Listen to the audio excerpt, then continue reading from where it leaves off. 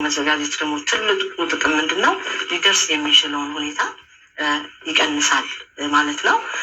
ህብረተሰቡን ንብረቱንም ህይወቱንም የማዳን ሁኔታ ይኖራል። ከዛ በፊት እሳት የማጥፋት ሁኔታ ነበር የሚሰራው። በተለይ አሁን ፖሊሳችን ከጸደቀ በኋላ ግን ቀድሞ ያለውን ነገር መዘጋጀት ንብረትንም የማዳን ህይወትንም የማዳን ሁኔታ አስቀድሞ ዝግጅት እንዲኖር ያደርጋል ማለት ነው። ከፓርትነሮች ጋር ከተለያዩ ሴክተሮች ጋር መተባበሩ ደግሞ የአደጋው ጸባይ የተለያየ ኔቸር ስላለው ሁሉም የየራሱን የሚወጣበት ሁኔታ ይኖራል ማለት ነው። በየሴክተሮቹ እንደዚሁ አደጋን ትኩረት አድርገው የሚሰሩበት ሁኔታ ይኖራል ማለት ነው። ለዛ ሁሉ እንግዲህ በእኛ በኩል የተዘጋጀ ሰነድ አለ ማለት ነው። ያ ሰነድ የሚገዛን ይሆናል ማለት ነው። ምናልባትም ከተመሰረተበት 1927 ጀምሮ እንግዲህ እስከዛሬ ድረስ በርካታ ስራዎችን እየሰራ ነው የሚገኘው። አሁንም አዲስ የ5 ዓመት መርሃ ግብር ይፋ ተደርጓል። በዚህ መርሃ ግብር የተካተቱ ተግባሮችንም እያነሳን ነው የምንገኘው እና በዚህ ሁሉ ጉዞ ውስጥ ዓለም አቀፍ ተሞክሮዎች ይኖራሉ እና ምናልባትም ማህበሩ ያያቸው ዓለም አቀፍ ተሞክሮዎች ምንድን ናቸው? ወደፊትስ ለሚሰራቸው ስራዎች ወስዳለሁ ብላ ያሰባቸው ዓለም አቀፍ ተሞክሮዎች ካሉ እናንሳ። ማንን በተመለከተ ነው? ቀይ መስቀል። ቀይ መስቀል እንግዲህ ቀይ መስቀልን አስመልክቶ ይበልጥ በቀይ መስቀል በኩል የተነገረው ነገር ይበልጥ ጉዳዩን ሊያብራራው የሚችለው የ5 ዓመት እቅዱን ይፋ ስታደርጉ ያሉ ተሞክሮዎችን ማለታችን ነው። እንግዲህ እኛ ቅድም እንደተናገርኩት ዝግጁነትን በተመለከተ የሚሰሩት ስራዎች እንደገና ደግሞ ከቅድመ አደጋ ላይ የሚሰሩ ስራዎች አሉ ብለናል።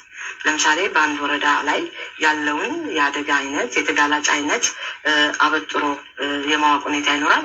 ከዛ በመነሳት የመጠባበቂያ ፕላን ይዘጋጃል ማለት ነው። ያ የመጠባበቂያ ፕላን ለምንድን ነው የሚጠቅመው? በጊዜው እርምጃ ወይም ሪስፖንስ ለመውሰድ ነው።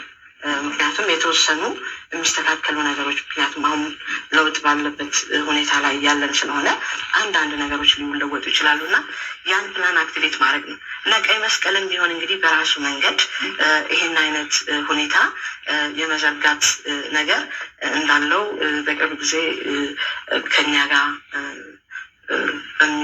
እኛ ባዘጋጀነው ስብሰባ ላይ ይሄን ነገር እንዲያቀርቡና ሀሳብ እንዲሰጡ አድርገናል እና እንግዲህ በአጠቃላይ ዋናው ነገር እንግዲህ በአገር አቀፍ ደረጃ የእኛ ኮሚሽን ሁሉንም ፓርትነሮች የማስተባበር አስቀድሞ የመዘጋጀትን ይሄ ያልኳችሁ ፕላንም እንግዲህ በቀድሞ የሚዘጋጅ ፕላን ነው።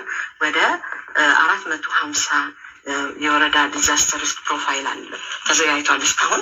ያ ፕሮፋይል እንግዲህ ወረዳውን በደንብ ምን አይነት አደጋ አለው፣ ተጋላጭነቱ እንዴት ነው፣ ምን አይነት ክላይማቲክ ፊቸር አለው፣ ምን አይነት ፖቴንሻል አለው፣ ምን አይነት ጉድለት አለው የሚለውን ነገር አበጥሮ የሚያቀርብ ነው እና ከዛ በመነሳት ይሄ የመጠባበቂያ ፕላን ይዘጋጃል። ያ የመጠባበቂያ ፕላን እንግዲህ አስቀድሞ ለመስራት ያመቻል ማለት ነው።